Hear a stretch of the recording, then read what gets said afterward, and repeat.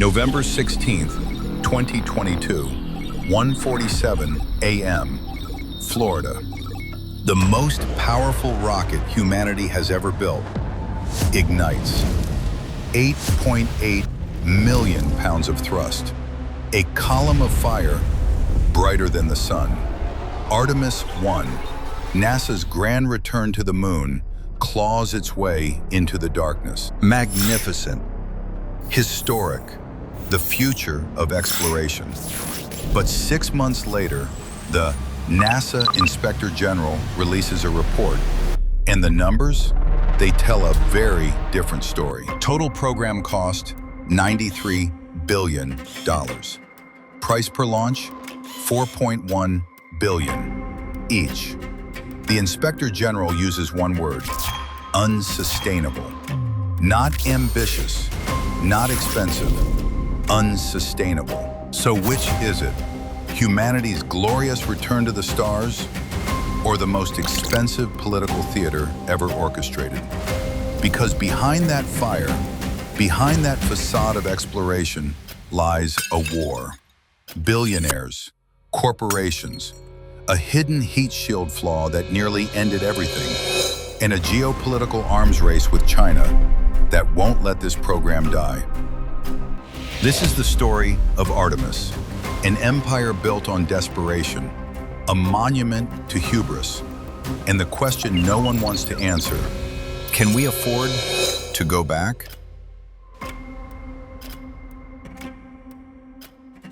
July 21st, 2011.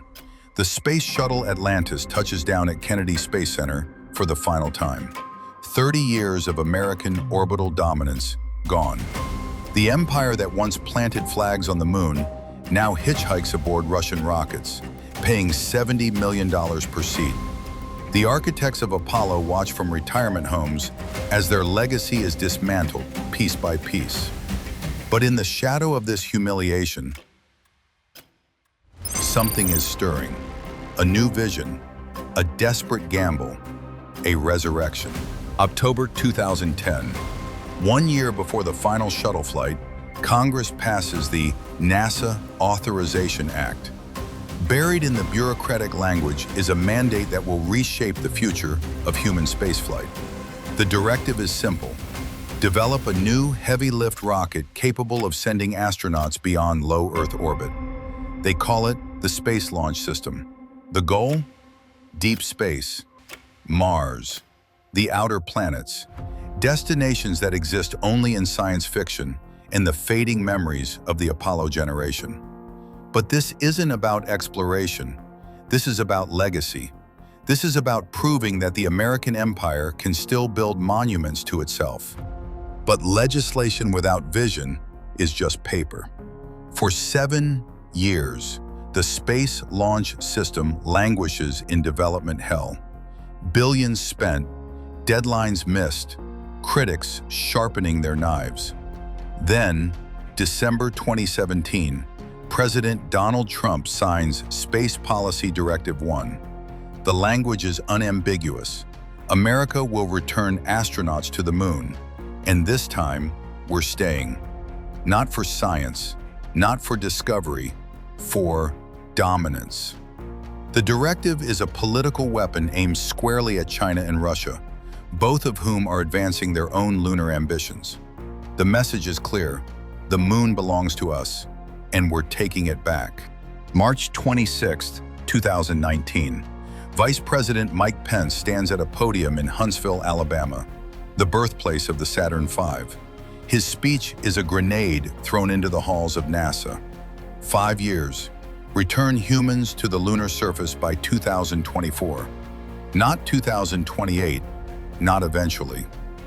24. The room erupts. Engineers know this timeline is insane. Contractors smell blood in the water. Pence doesn't care. He invokes the ghost of John F. Kennedy, weaponizing nostalgia and national pride. The gauntlet has been thrown. Failure is not an option, because failure means humiliation on the world stage. Now the program needs a name, something that captures the ambition, the mythology, the sheer audacity of returning to the moon after half a century of absence. NASA Administrator Jim Bridenstine doesn't choose Odyssey or Frontier or some sterile acronym designed by committee. He chooses Artemis, the twin sister of Apollo, the Greek goddess of the hunt, the wilderness, the moon itself. It's brilliant. It's evocative. It ties the past to the future, wrapping decades of failure and stagnation in the mythology of rebirth. Artemis isn't just a program, it's a narrative. A story America desperately wants to believe in. The promise is intoxicating. The first woman on the moon. The next man. A sustainable presence. Gateway stations orbiting in cislunar space. Mars within reach. The media eats it alive. The public, starved for optimism in an age of decline, buys the dream wholesale. NASA's budget sees a modest increase. Contractors line up for billion-dollar slices of the pie. Politicians claim credit before a single rocket leaves the ground. This is the golden age reborn, or at least, that's the facade. Because beneath the glossy renderings and soaring rhetoric, the reality is far more fragile. Ask yourself this: can you build a cathedral on quicksand? Can you resurrect an empire with the same broken institutions that buried it? Artemis is born from ambition, yes, but also from desperation. A nation clinging to its former glory, trying to prove it still belongs among the stars. The moon waits, patient and indifferent. And the clock is already ticking. By 2019, the cracks in the grand vision were no longer whispers in classified briefings. They were screaming headlines. The Space Launch System, the rocket that was supposed to carry America back to the moon, had become something else entirely. Something darker. Something that revealed the ugly machinery behind the patriotic facade. Washington insiders had a name for it, dripping with contempt and resignation. The Senate Launch System. A rocket designed not by engineers chasing the stars, but by politicians protecting their districts. A monument to bureaucratic survival, masquerading as a technological marvel. Ask yourself this: what happens when you let Congress design a spaceship? The answer is brutally simple. You don't get innovation, you get preservation. The SLS wasn't born from a clean sheet of paper and revolutionary thinking. It was Frankenstein's monster, stitched together from the corpses of the Space Shuttle program. Solid rocket boosters from the shuttle, engines from the shuttle, contracts deliberately spread across 44 states to guarantee that killing the program would be political suicide. Every bolt, every valve, every outdated component was a jobs program dressed in the language of exploration. Efficiency was never the goal. Survival was. Then came the moment of truth. January 16th, 2021. The first major test of the SLS core stage, the so-called Green Run hot fire test. 4 RS-25 engines roaring to life in the Mississippi swamps.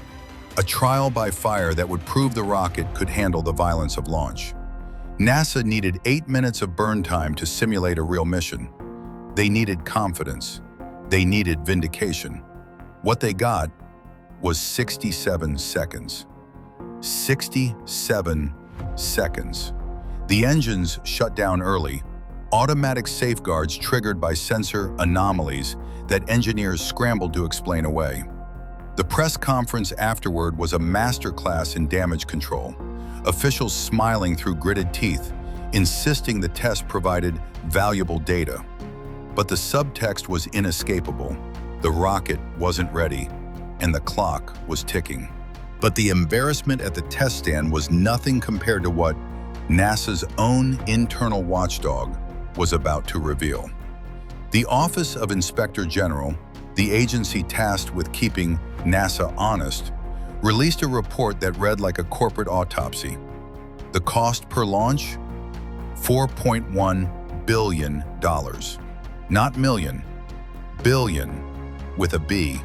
The report used words that government documents rarely dare to employ.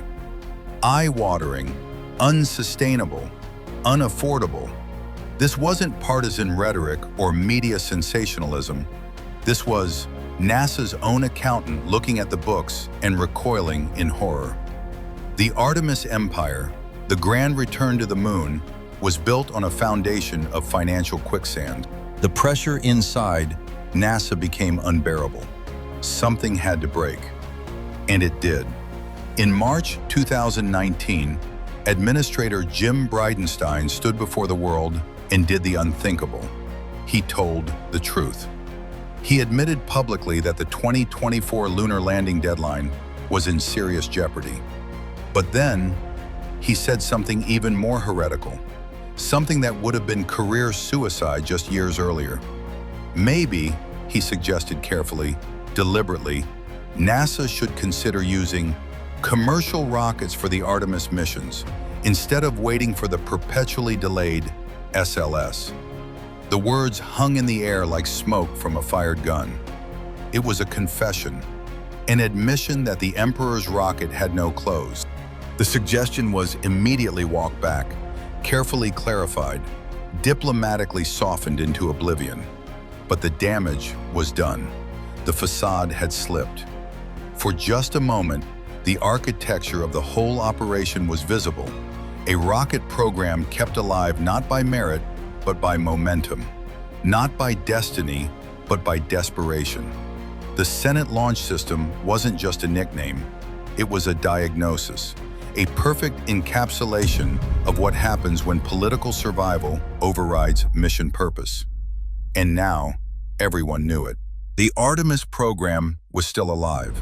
The dream was still officially intact. But the rocket that was supposed to carry that dream into the heavens? It was drowning in cost overruns, technical failures, and the suffocating weight of political compromise. The architects of Artemis had built an empire on sand, and the tide was coming in. April 16th, 2021. NASA makes an announcement that will shatter the facade of unity and ignite the most expensive corporate war in aerospace history. After months of careful deliberation, after assembling 3 competing teams of the world's most powerful contractors, after promising a shared vision for America's return to the moon, NASA awards the entire $16.9 billion Human Landing System contract to a single company. Not the national team, not the legacy titans of American aerospace, SpaceX. Elon Musk's empire consumes everything. This wasn't supposed to happen. The script called for 2 winners, maybe even 3, spreading the risk and the glory across the industry. But NASA's budget reality was brutal and unforgiving. Congress had slashed their funding request by 85%. The agency could barely afford 1 lander, let alone a competitive field. So they made a choice. They picked the architect who promised the impossible at the lowest price. They picked the man who had already humiliated the establishment with reusable rockets. And in doing so, they left Jeff Bezos's Blue Origin and the entire national team of aerospace giants standing in the cold with nothing. Understand what just happened. Blue Origin wasn't leading some scrappy startup team.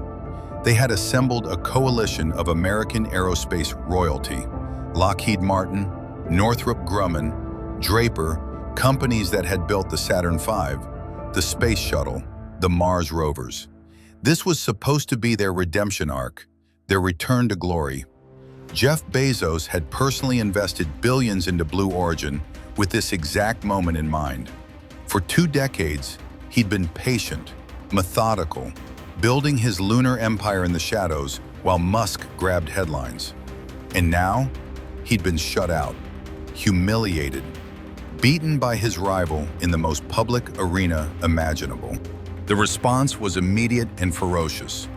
Within days, Blue Origin filed a formal protest with the Government Accountability Office, claiming NASA had violated procurement rules, by changing the selection criteria mid-competition.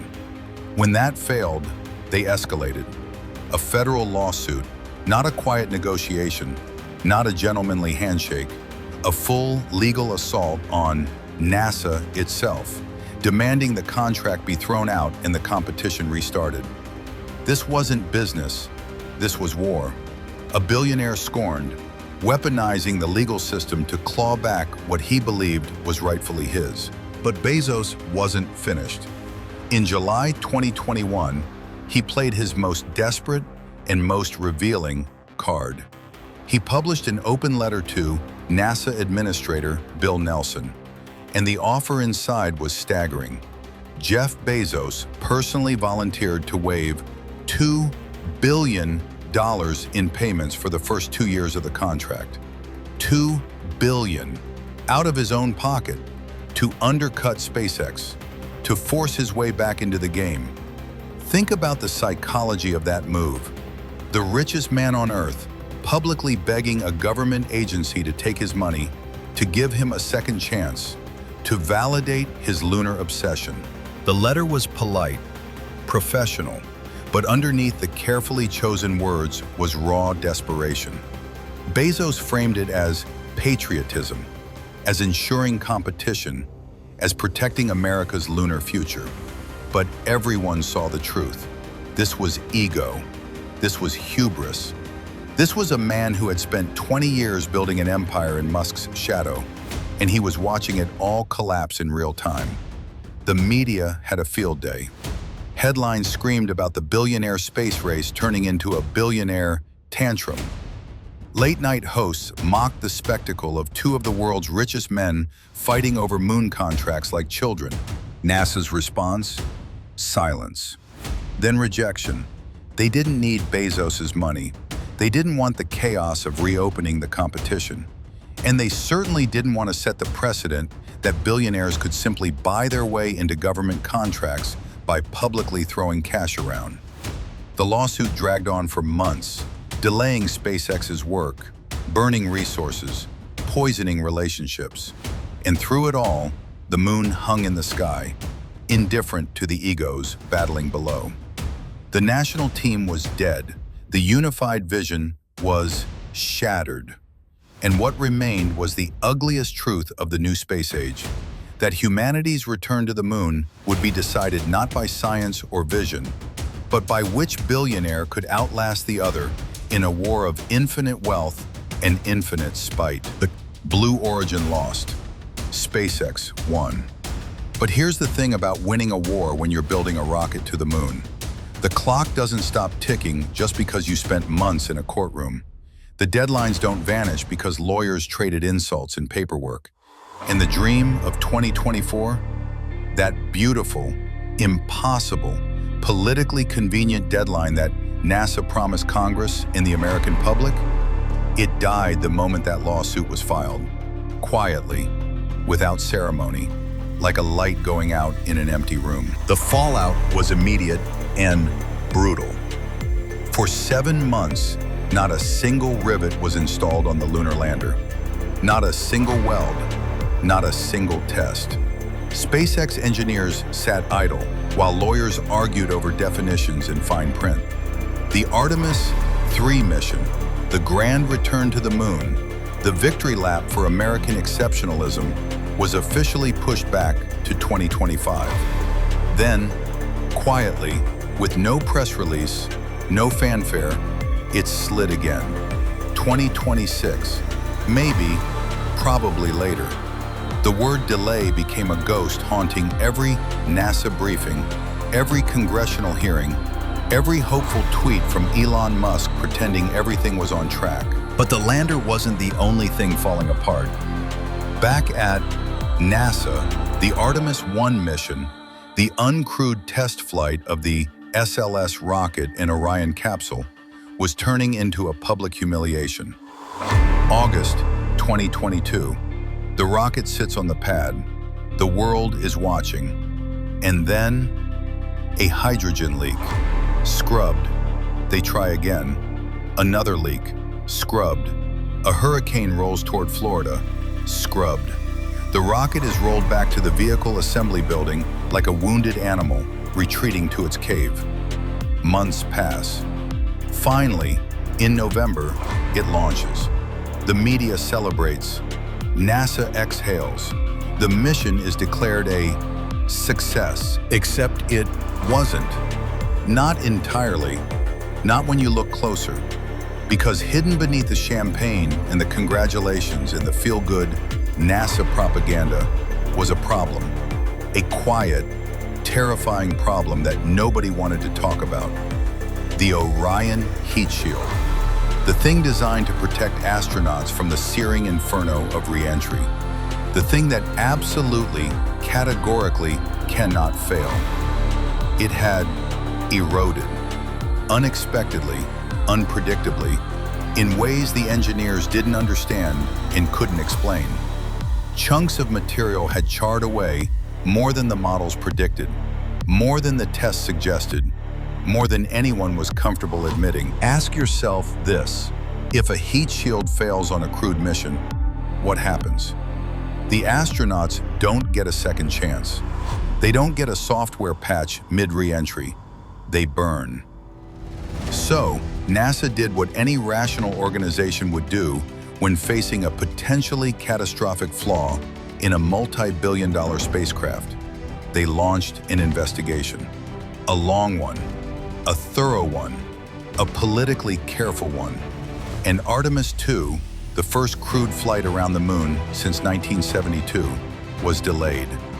Again. Officially, the heat shield erosion became the primary reason for pushing the mission back. Not the only reason, but the one NASA could point to without admitting the entire architecture was crumbling. And so, the dominoes fell. The lawsuit killed the lander schedule. The scrubs embarrassed the rocket. The heat shield endangered the crew. Every piece of Artemis, the lander, the rocket, the capsule, was now suspect, fragile, uncertain. The facade of control was cracking. The empire NASA had built on congressional funding and Cold War nostalgia was wobbling. And the architects of this grand return to the moon, they were running out of excuses, running out of time, running out of credibility. The cascade had begun. But here's the dark truth nobody wanted to say out loud. These weren't just technical failures. They were symptoms. Symptoms of a system designed for politics, not engineering. Symptoms of a program built on compromises and contracts and campaign donations instead of physics and reality. The moon wasn't getting farther away. NASA was. One delay, one lawsuit, one eroded heat shield at a time. $93 billion. Let that number settle in your mind for a moment. That's not the cost of ending poverty, not the price of curing cancer, not the budget to rebuild a crumbling nation. That's the projected cost of Artemis, a program designed to plant a flag on a rock we've already visited half a century ago. And here's the brutal truth you need to understand. It doesn't matter. The cost is irrelevant, because Artemis was never about the moon. It was never about science.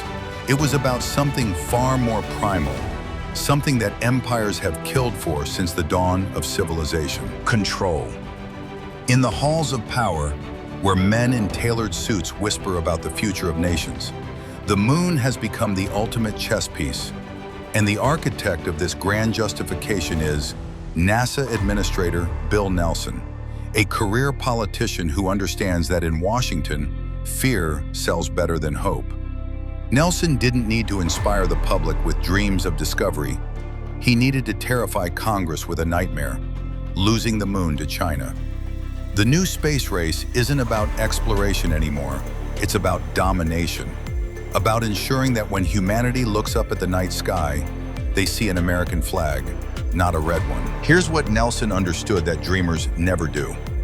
Geopolitical necessity is the only argument that never loses in Washington. You can't sell Congress on wonder. You can't sell them on the beauty of human achievement. But you can absolutely sell them on fear. The fear of being second. The fear of losing strategic high ground. The fear that while America debates budgets, China is already building lunar outposts that could dictate the rules of a new frontier. And so Artemis became unstoppable. Not because it made financial sense, not because the engineering was ready, but because losing was unthinkable. Let's be brutally honest about what this means. Artemis is a financial black hole, a program so expensive that it consumes resources that could transform life on Earth, all to secure a symbolic victory in the void. The cost projections climb every year, ballooning past every rational limit, yet the machine keeps grinding forward. Why? Because in the cold calculus of empire, the price of losing is always higher than the price of winning, no matter how astronomical that price becomes. The hubris here is staggering. The belief that America can simply outspend its way to supremacy, that throwing enough money at the stars will somehow manifest destiny itself. But here's the dark lesson that Artemis teaches us about the 21st century. The path to the stars is no longer paved with the pure ambition of visionaries like von Braun or the raw courage of the Apollo astronauts. It's paved with political compromises, with backroom deals between senators and defense contractors, with corporate warfare disguised as innovation.